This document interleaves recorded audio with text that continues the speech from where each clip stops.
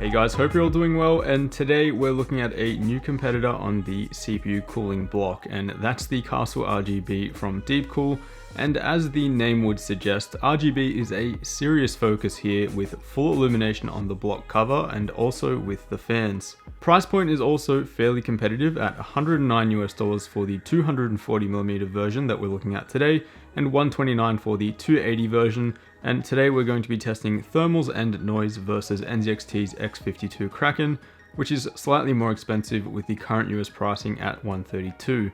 So the first time I saw this AIO was over at Computex early last month, where pricing wasn't really confirmed, but the big positive here over other coolers is that we're getting RGB fans paired with it at that competitive price. Now, whether that's a big selling point is really up to you guys, but the fact of the matter is an RGB fan costs more to make than the equivalent non-RGB fan, so the value proposition is definitely there.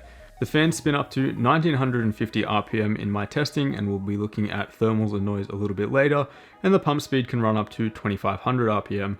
Deepcool have opted for more coverage on the block here as well, and have listed support for Threadripper and the TR4 socket, but you'd probably be better off with a dedicated Threadripper sized cold plate in that case.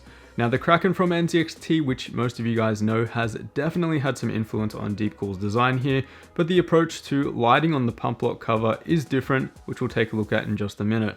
It's definitely one of the taller AIOs that I've seen on the market, another tall model being the recent ones from Asus that were shown at Computex, but those have functional displays on them as opposed to RGB lighting. I also do appreciate that they're minimizing the cable clutter on the block, with just a 3-pin pump cable and a 3-pin RGB cable, so you can tuck things away quite easily. Installation was fairly simple as well. I'm using the AM4 socket for our test system here, but I do have one complaint, and that's the universal pump block mounting bracket. I really wish they had a specific mounting bracket for each socket, like the AIOs with the Acertec pumps. This model is not using an Acertec pump though, so the mounting is different, but still the universal mounting bracket could be at least painted black and unique to each socket, and that would match the clean design. Obviously though, this helps keep the cost down to where it is. Now, the lighting on this block is actually quite impressive, as the location of the LEDs is totally invisible and the result is a nice soft glow inside the cylinder. I'm guessing the LEDs are located behind a white cover that sits quite deep inside the block, but this is one of the first block covers that I've seen to approach it this way.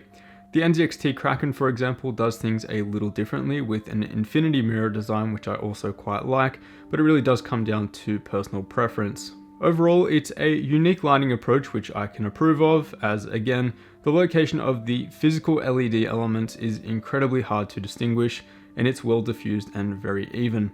This is consistent with the RGB fans as well, which are illuminated from the center and then diffused into the transparent fan blades. Unfortunately, one of the stickers on one of my fans was heavily uneven though, so quality control in this regard definitely needs to be stepped up and checked before packaging. Now, lighting is primarily controlled via a switch, which is connected to all RGB components on the AIO via a 3-pin RGB splitter, and you also have the ability to use AuraSync on Asus motherboards. This might be a bit of a downside for a few of you though, who want complete control of colors and effects, as you'll find on something like the NZXT Kraken, as here you won't be able to change or control anything from your desktop unless you have an Asus board with AuraSync. For those who don't care about changing things on the fly though and prefer to just set it and leave it, there are plenty of colors and lighting effects to get you going, and the switch includes back and forth control as well as the ability to change the speed of effects. The big question though is, how does this thing actually perform? And overall, it actually performs pretty well. Here we're testing with a Ryzen 7 2700X in Prime 95 with small FFTs, and performance is pretty much on par with the Kraken X52 at 500 and 1000 RPM, with the Kraken about 1.5 degrees cooler at 1500 RPM and 2000 RPM. The slightly warmer thermals are kind of offset by the slightly lower noise levels though at these RPMs, with the Castle 240 about 2 dBA lower than the Kraken X52. Idle noise was slightly lower as well, but that difference is barely noticeable. And I will also mention that the pump noise for both the Kraken X52 and Castle 240 were both not noticeable. So closing thoughts on this cooler overall are pretty positive. If you're looking for an RGB packed cooler with a ton of lighting at a low price point, this is definitely one to consider.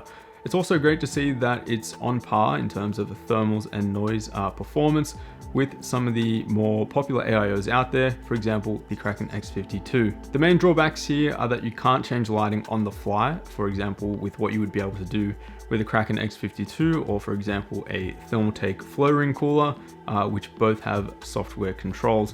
Here you're limited with an inline switch, which again might not be a big concern for most of you. The other main drawback here is that mounting bracket, which really should be painted black, and I would really like to see a unique mounting bracket for the pump for each socket, as that way we don't have the rest of the holes and extra space on that mounting bracket, which kind of minimizes those clean aesthetics. As always guys, a huge thanks for watching. Don't forget to give me a thumbs up if you enjoyed, and I will see you all in the next one.